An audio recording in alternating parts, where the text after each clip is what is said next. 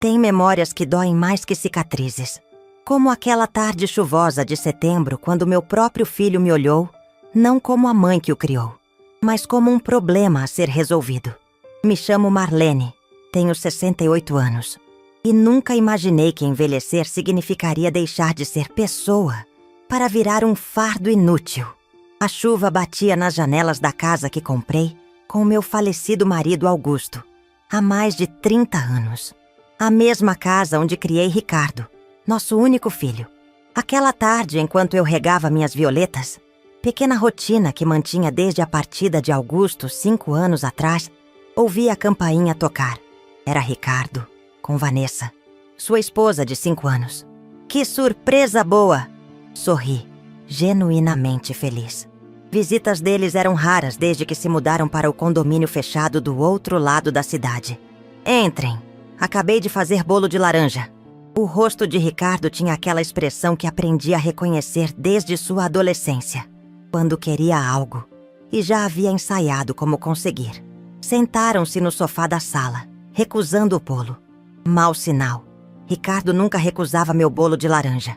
Mãe, precisamos conversar sobre o seu futuro, ele disse finalmente, depois de comentários sobre o tempo e perguntas educadas sobre minha saúde. Estamos preocupados com você morando sozinha depois do AVC leve, que teve mês passado. O AVC havia sido realmente leve, como o próprio Dr. Mendes confirmou. Tive uma pequena dificuldade na fala por alguns dias, mas me recuperei completamente. Continuava cozinhando, cuidando do jardim, indo à igreja e ao grupo de leitura semanalmente. Minha independência estava intacta. Ricardo, querido! Já conversamos sobre isso. Foi só um susto. Estou perfeitamente bem. O médico mesmo disse. Tá. Encontramos um lugar perfeito onde a senhora terá assistência médica 24 horas e companhia constante. Vanessa interveio, mostrando-me um folheto colorido do Residencial Bela Vista. É um investimento no seu bem-estar. Considerando sua idade e condição, algo na maneira como ela disse condição, fez meu estômago revirar. Que condição? Estar viva aos 68 anos? Ser viúva?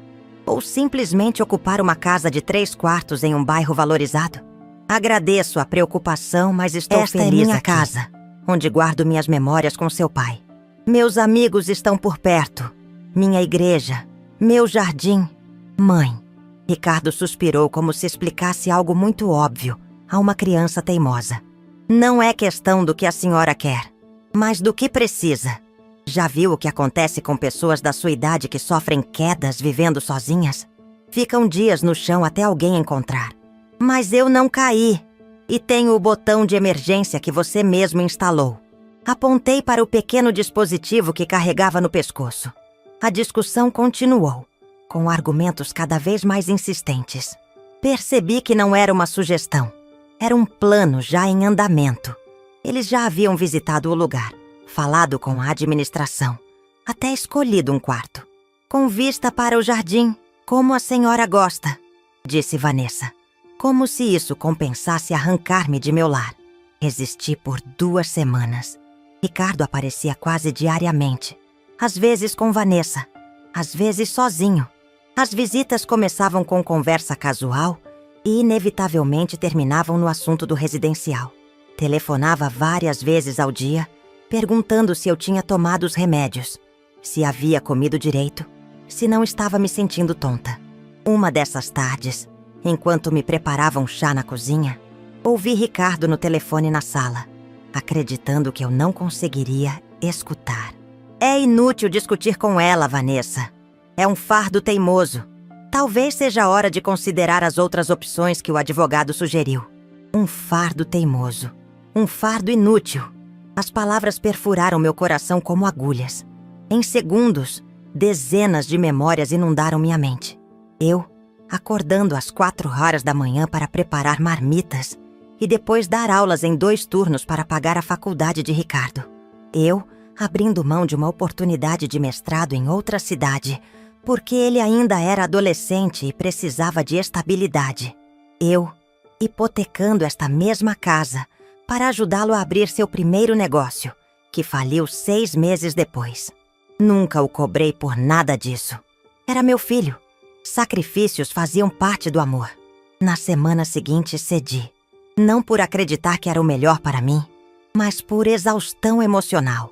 Quando Vanessa disse: pense no Ricardo, no estresse que ele passa se preocupando com a senhora sozinha nesta casa enorme, decidi que já havia lutado o suficiente. Talvez estivesse realmente ficando velha demais para brigar. Assinei os papéis para uma estadia temporária no residencial, acreditando na promessa de Ricardo de que seria só até encontrarmos uma solução melhor. Levei apenas 2 malas. O restante ficaria guardado na casa, disse Ricardo. Tudo estará esperando quando a senhora voltar. Olhando para trás, me pergunto se ele já não sabia que aquele seria um caminho sem volta. O residencial Bela Vista era limpo e organizado, mas não era um lar. Meu quarto era menor que meu antigo banheiro, mal acomodando uma cama de solteiro, um criado mudo e uma poltrona pequena. As paredes brancas não podiam ser decoradas. Normas da casa para manter o padrão, explicou a coordenadora. Na primeira semana, Ricardo e Vanessa me visitaram 3 vezes, trazendo mais algumas roupas e objetos pessoais. Na segunda, apenas uma vez, com desculpas sobre um projeto importante no trabalho de Ricardo. No primeiro mês, as visitas se tornaram telefonemas rápidos. Estamos ocupados com a renovação da casa, explicou Vanessa durante uma dessas ligações. Renovação? Que renovação? Perguntei confusa. Ah, só algumas melhorias. Para quando a senhora voltar, claro. Deixa tudo mais prático para a sua idade. Foi nesse momento que uma pequena semente de suspeita começou a germinar em minha mente. Mas ainda não conseguia acreditar no que meu coração começava a temer. Afinal, era meu filho. O menino que um dia prometeu com a sinceridade dos seus 7 anos. Quando você ficar velhinha, mamãe, vou cuidar de você como você cuida de mim. À noite, deitada na cama estranha do residencial, eu me perguntava onde aquele menino havia se perdido e quando exatamente eu havia me transformado de mãe em fardo. Você já se sentiu como se nem estivesse lá, mesmo estando bem no meio da festa? Era assim que me sentia no residencial Bela Vista. Todas as manhãs, às 7 em ponto, uma funcionária batia na porta para verificar se eu havia tomado os remédios. Às 7h30, café da manhã no refeitório coletivo. Sem opções alternativas, sem a possibilidade de tomar meu café da forma que gostava, com uma pitada de canela. Às 9h, atividades recreativas, que consistiam principalmente em assistir programas de televisão ou fazer quebra-cabeças infantilizados. Para alguém que passou a vida administrando uma sala de aula, corrigindo provas até tarde, cuidando de uma casa e de um filho, a rotina era opressivamente limitante. Eu me sentia como um pássaro engaiolado, observando pela janela a liberdade que uma vez foi minha. Foi nesse momento difícil que conheci Dona Clélia, minha vizinha de quarto. Aos 75 anos, ela tinha uma energia e lucidez admiráveis. Diferente de mim, estava ali por escolha própria, após a perda do marido. Não queria dar trabalho para meus filhos, ela explicava, enquanto tricotava o que parecia ser o 10º par de luvas para seus netos. Após 2 semanas dividindo o quarto, notei algo curioso. Seus filhos a visitavam religiosamente todos os domingos. Traziam os netos, flores, livros novos, contavam as novidades da semana. O contraste com minhas próprias visitas cada vez mais raras era doloroso. Seu filho ligou hoje? Perguntou Clélia certa tarde, quando notou meu olhar fixo no telefone silencioso. Não ainda. Deve estar ocupado com o trabalho. Respondi automaticamente. Clélia apenas assentiu, seus olhos sábios vendo além da minha desculpa educada. Meu sobrinho Carlos vem me visitar amanhã. Ele é um amor. Sempre traz docinhos escondidos da coordenação. Você vai gostar dele. Carlos, um homem de meia idade com um sorriso gentil. Era corretor de imóveis e advogado. Como prometido, trouxe bombons artesanais escondidos em uma pasta de documentos, fazendo-nos sentir como colegiais quebrando regras. Conversamos sobre livros, política, o preço absurdo dos remédios. Ele me tratava como uma pessoa normal, não como uma idosa frágil. Em sua terceira visita, um mês após minha chegada, Carlos chegou com uma expressão estranha. Dona Marlene, espero não estar sendo intrometido, mas preciso perguntar algo. A senhora autorizou a venda de sua casa? Senti o sangue gelar em minhas veias. Venda. Minha casa não está à venda. Carlos abriu seu tablet e mostrou-me um anúncio. Casa espaçosa em localização privilegiada, recém-renovada. Proprietários motivados. O endereço era o meu. As fotos mostravam minha sala, agora sem os móveis antigos que tanto amava, com paredes recém-pintadas em cores neutras que nunca escolheria. Isso deve ser um engano, sussurrei, mas sabia que não era. De repente, tudo fazia sentido. A insistência em me colocar no residencial, a menção à renovação, as visitas cada vez mais raras. A casa ainda está no seu nome? Perguntou Carlos delicadamente. Sim, não assinei nenhuma transferência ou procuração. Disso eu tinha certeza absoluta. Então eles não podem vendê-la legalmente sem sua assinatura, afirmou Carlos. Dona Marlene, perdoe-me a franqueza, mas isso parece uma tentativa de vender um imóvel sem o consentimento da proprietária. Quando Carlos e Clélia saíram para o lanche da tarde, fiquei sozinha com meus pensamentos turbulentos. Liguei para Ricardo de imediato, mas a chamada foi para a caixa postal. Tentei Vanessa, mesmo resultado. Finalmente, horas depois, Ricardo retornou. Mãe, que bom que ligou. Estamos com saudades. Como está se sentindo? Ricardo, por que minha casa está anunciada para venda? O silêncio do outro lado da linha foi ensurdecedor. Finalmente ele gaguejou. Quem disse isso? Vi o anúncio online, com fotos. A casa totalmente modificada por dentro. Sem meus móveis, sem minhas cortinas, sem os quadros do seu pai. Mãe, calma. Íamos contar para a senhora. É para garantir seu conforto no residencial por muitos anos. Aquela casa é muito grande, dá muito trabalho. E o dinheiro da venda pode ser investido no seu bem-estar futuro. Fizemos alguns ajustes para valorizar o imóvel. Só isso. Alguns ajustes. Vocês removeram meus pertences, minhas memórias. E tudo isso sem meu consentimento? A senhora não está em condições de tomar essas decisões difíceis. Após o AVC foi leve. O médico disse que estou perfeitamente capaz. E a casa está no meu nome, Ricardo. Legalmente não pode ser vendida sem minha assinatura. A conversa que se seguiu foi uma das mais dolorosas da minha vida.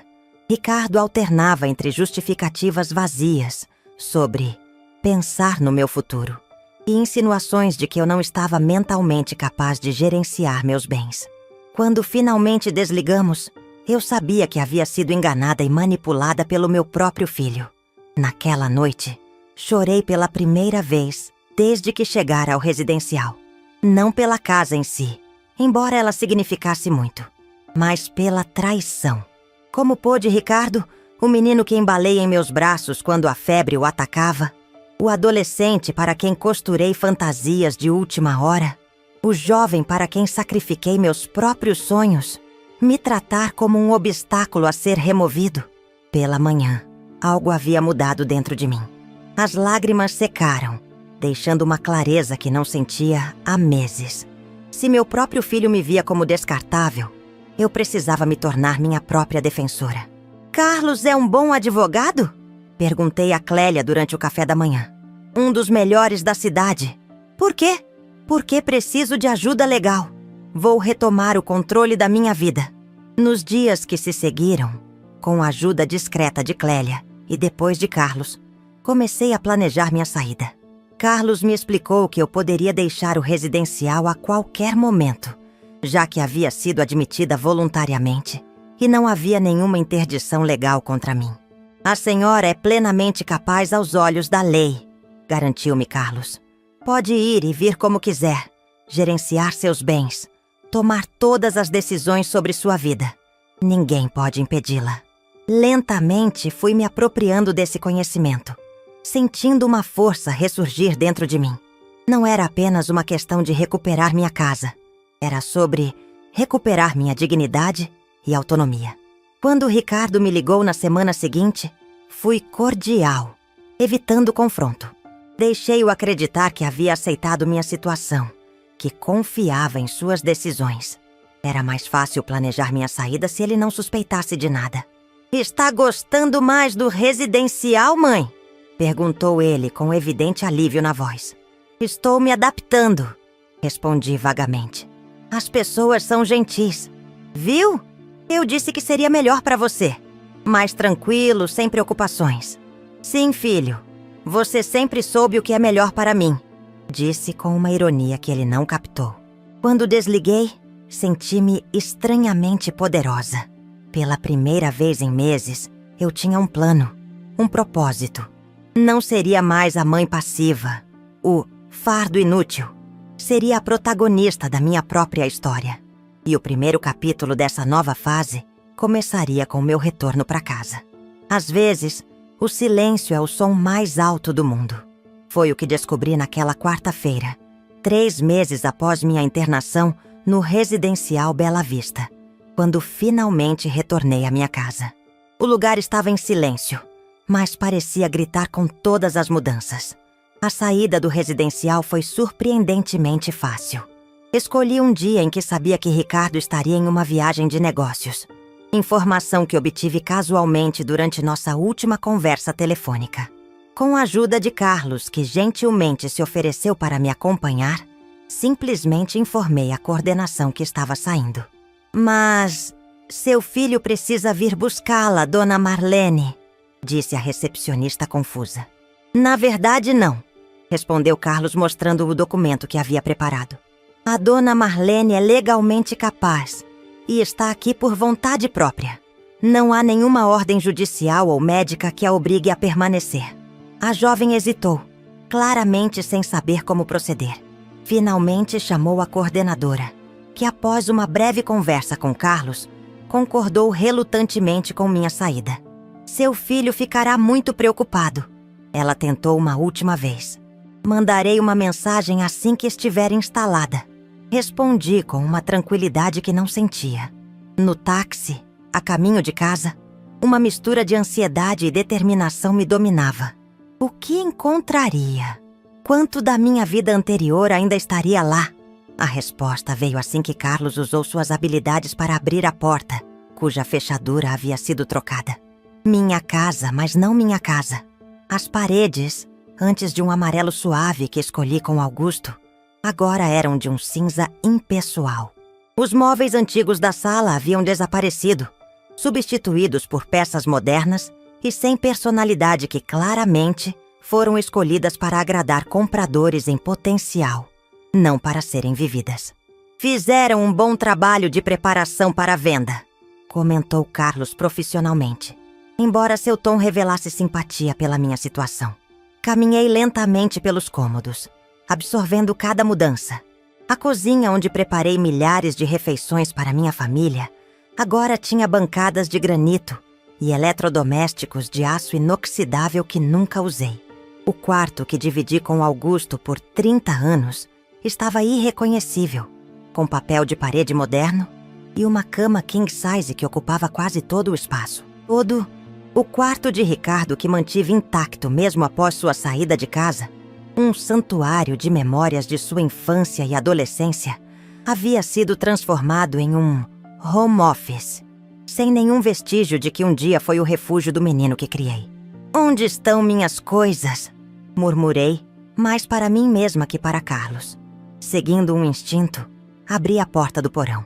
Lá estavam, empilhadas sem cuidado, as fotografias de família, os livros que colecionei por décadas, o sofá antigo onde tantas vezes sentei para corrigir provas, a poltrona preferida de Augusto. Minha vida reduzida a objetos descartáveis, aguardando provavelmente uma caçamba de lixo após a venda da casa. Algo mudou dentro de mim naquele momento. A dor da traição deu lugar a uma determinação fria. "Vamos ao meu quarto", disse a Carlos. "Preciso verificar algo." No fundo do armário, atrás de uma tábua solta que nem Ricardo conhecia, estava uma pequena caixa de metal. Lá guardei, ao longo dos anos, documentos importantes. a escritura original da casa, minha certidão de casamento, o testamento de Augusto, as apólices de seguro e algo que Ricardo jamais imaginou: o registro de um pequeno apartamento que Augusto e eu compramos como investimento anos atrás e alugávamos discretamente. Graças a Deus, suspirei aliviada. Está tudo aqui. Eles não poderiam completar a venda sem sua assinatura, Dona Marlene, mas claramente estavam preparando tudo para pressioná-la a assinar quando o momento fosse propício.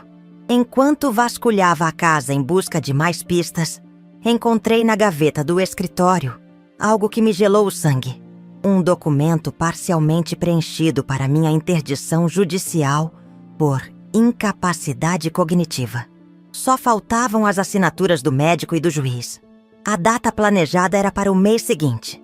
Isso é gravíssimo, disse Carlos ao ver o documento. Estavam preparando uma interdição sem seu conhecimento. Se conseguissem, Ricardo teria controle total sobre seus bens e decisões. Sentei-me na cadeira mais próxima, atordoada. Não era apenas a casa que meu filho queria tomar. Era minha autonomia, minha identidade como pessoa capaz. Como chegamos a esse ponto? Quando meu filho, que criei com tanto amor e sacrifício, decidiu que eu era dispensável. Lembrei-me de tantos momentos. Eu, acordando às 5h para preparar seu café antes de ir para a escola. Eu, usando meu 13º para comprar-lhe a bicicleta que tanto queria. Eu, ficando acordada até tarde para ajudá-lo com o trabalho de conclusão de curso, quando a faculdade parecia difícil demais. Talvez o problema tenha sido justamente esse: dar demais, sacrificar demais, sem ensinar o valor das coisas, o respeito pelo outro. Ou talvez fosse simplesmente a ganância, alimentada por Vanessa, que sempre achou nossa casa um desperdício para uma viúva sozinha. "O que pretende fazer agora, Dona Marlene?" perguntou Carlos, interrompendo meus pensamentos. "Primeiro quero minha casa de volta, legalmente protegida.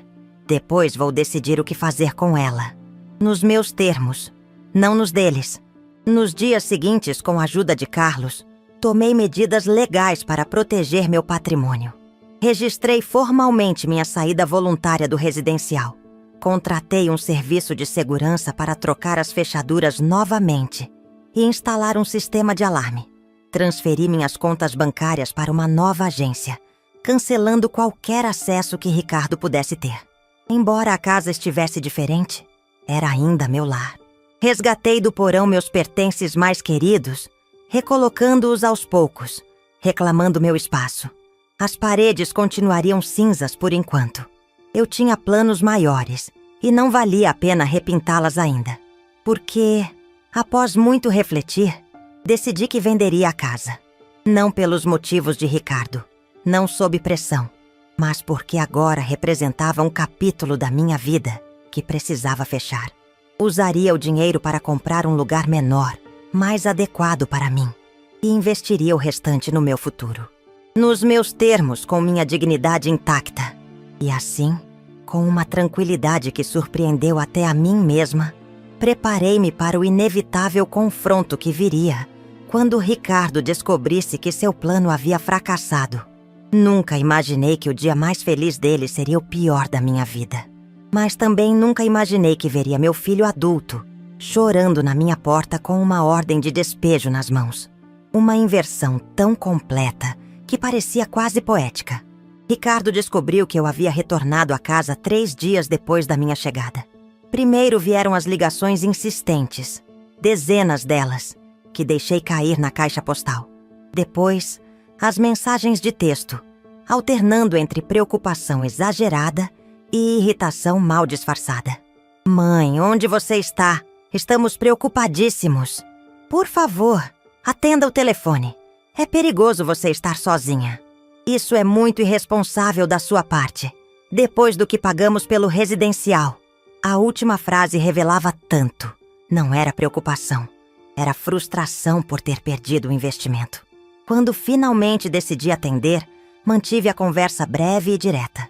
"Estou em casa, Ricardo. Minha casa." "Como assim? Como saiu do residencial?" Como entrou na casa? As fechaduras foram trocadas por segurança e... Sou uma adulta capaz, filho.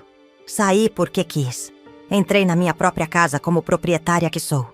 E agora, se me der licença, estou ocupada reorganizando meus pertences que encontrei empilhados no porão. O silêncio do outro lado foi revelador. Quando ele falou novamente, sua voz tinha um tom controlado, como quando negociava com clientes difíceis. Mãe, vamos conversar pessoalmente. Estou indo aí agora. Hoje não é conveniente. Estou com visitas. Visitas? Quem? Amigos. Pessoas que se importam comigo como pessoa, não como obstáculo. A campainha tocou exatamente às 8 horas da manhã seguinte. Ricardo estava lá, sozinho, com expressão que misturava indignação e tentativa de controle. Podemos conversar? Perguntou sem cumprimentar. Convidei-o a entrar, indicando a sala onde agora eu havia restaurado meu antigo sofá, destoando completamente da decoração neutra que eles haviam implementado. O que aconteceu, mãe? Por que fugiu do residencial daquele jeito? Eles têm uma política de 30 dias para cancelamento, sabe? Perdemos 3 meses de mensalidade. Mais uma vez o dinheiro. Não preocupação com meu bem-estar. Não alegria por me ver bem e em casa. O dinheiro perdido. Não fugi de lugar nenhum, Ricardo. Saí por decisão própria de um lugar onde fui colocada sob falsas premissas. E agora estou curando a ferida de descobrir que meu único filho me via como um fardo inútil que precisava ser removido para que pudesse vender minha casa. Ele empalideceu. Quem disse isso?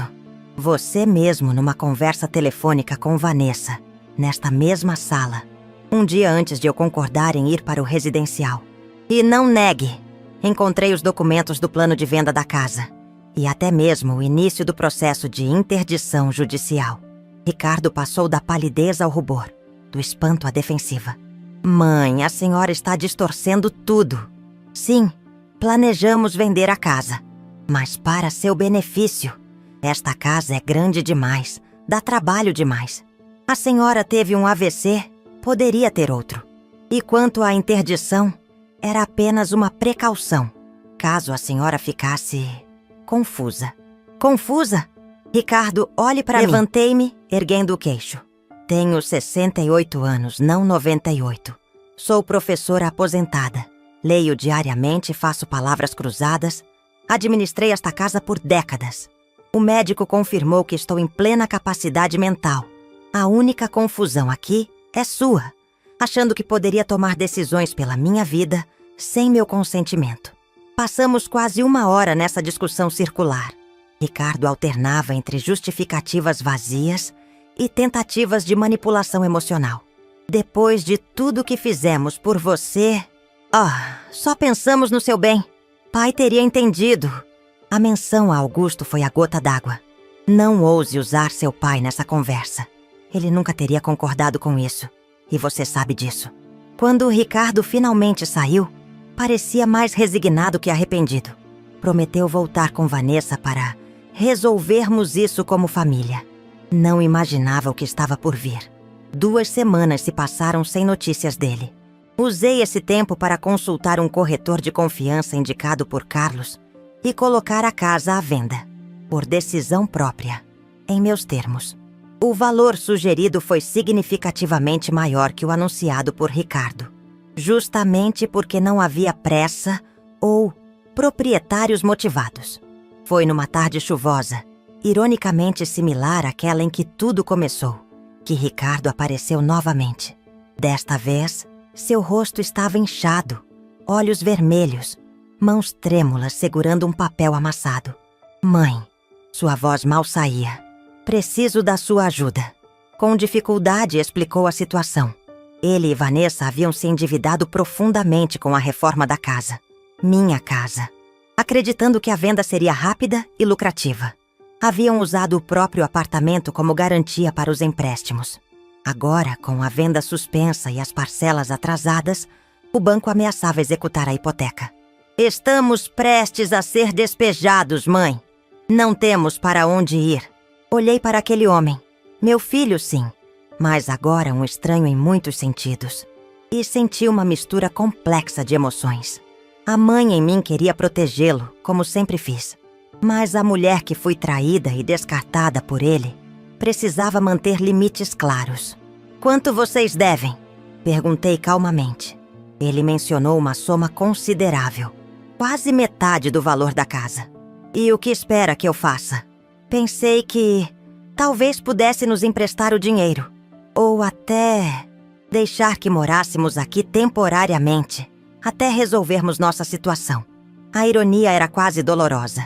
Temporariamente? Como minha estadia no residencial seria temporária? Ele baixou os olhos, incapaz de sustentar meu olhar. "Ricardo, coloquei a casa à venda." "O quê?" Sua cabeça levantou-se bruscamente. "Mas acabou de voltar. Por que venderia?" "Porque é minha decisão.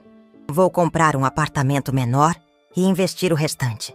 A diferença é que faço isso por escolha, não por ser forçada." E nós?" Respirei fundo antes de responder. Era o momento mais difícil, mas também o mais necessário. "Vocês são adultos, Ricardo.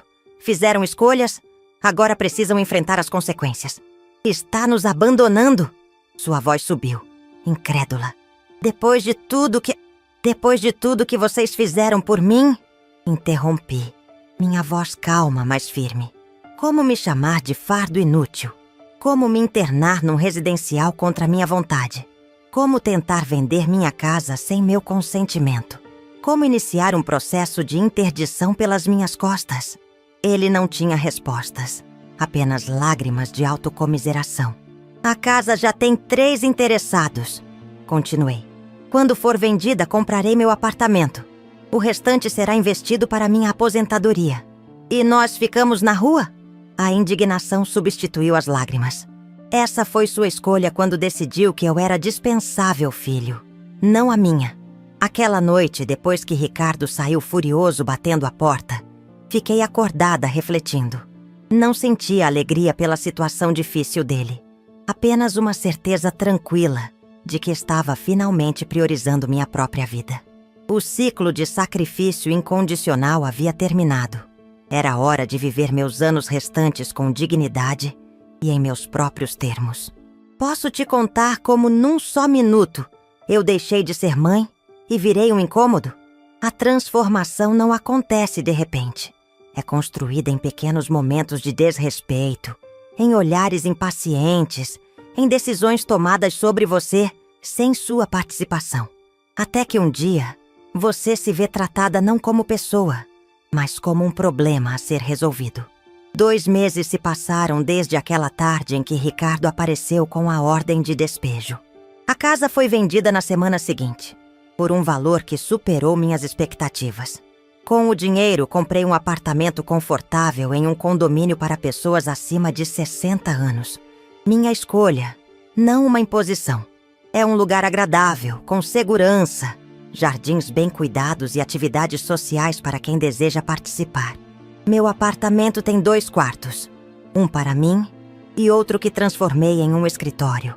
Biblioteca, onde finalmente estou escrevendo o livro de memórias que adiei por tanto tempo. Ricardo e Vanessa realmente perderam seu apartamento. Soube disso por Carlos, que manteve contato e se tornou um amigo querido. Eles estão morando de aluguel em um bairro distante, bem mais modesto que o condomínio de alto padrão onde viviam. Ricardo tentou me contatar diversas vezes após o despejo, alternando entre recriminações amargas e pedidos desesperados de ajuda. Respondi apenas a última mensagem, com palavras medidas. Quando estiver pronto para uma relação baseada em respeito mútuo, podemos conversar. Até lá, desejo que encontre seu caminho, como tive que encontrar o meu. As pessoas frequentemente me perguntam se não sinto culpa, se não é meu dever como mãe ajudar meu filho, independentemente do que ele tenha feito. Minha resposta é simples. O amor verdadeiro inclui limites saudáveis. Sem eles não é amor, é submissão. Não deixei Ricardo na rua por vingança. Deixei que enfrentasse as consequências de suas próprias escolhas por respeito a mim mesma e, no fundo, a ele. Que tipo de lição seria se, após tentar me apagar, ele fosse recompensado com mais sacrifícios da minha parte? Minha vida agora tem um ritmo próprio, escolhido por mim. Participo de um grupo de leitura nas terças-feiras. Nas quintas, faço aulas de aquarela. Um talento que descobri tardiamente e que me traz imensa alegria. Aos domingos, frequento uma igreja diferente da antiga, onde fiz novas amizades e onde ninguém me conhece como a mãe do Ricardo. Clélia, minha companheira do residencial, agora vive no mesmo condomínio, 3 andares acima. Tomamos chá juntas quase diariamente, rindo de nossas experiências compartilhadas e apoiando uma a outra nos dias difíceis. Foi durante um desses chás que recebi uma ligação inesperada. Era Vanessa. Dona Marlene, sou eu, sua nora. Sua voz soava diferente, sem a confiança excessiva de antes, sem o tom condescendente. Olá, Vanessa. Como está? Não muito bem, para ser sincera. Ricardo e eu nos separamos.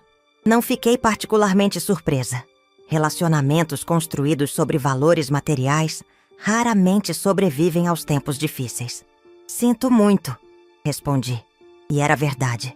Não desejava infelicidade a ninguém. Continuou ela, surpreendendo-me. Fui terrível com a senhora. Tratei-a como um obstáculo, não como uma pessoa. Era jovem e ambiciosa. Achei que a casa seria um atalho para a vida que queria. A sinceridade em sua voz era inegável. Após uma pausa, respondi. Agradeço suas desculpas, Vanessa. São importantes para mim. A senhora acha que um dia poderá me perdoar? Refleti antes de responder. Perdão não é algo que se dá ou recebe como um presente, Vanessa. Estou nesse processo. E seu reconhecimento ajuda. Depois dessa conversa, tive alguns encontros com Vanessa. Curiosamente, desenvolvemos uma relação mais honesta que a que tínhamos antes. Ela estava genuinamente interessada em recomeçar, em aprender com seus erros. Ricardo, por outro lado, ainda não havia chegado a esse ponto.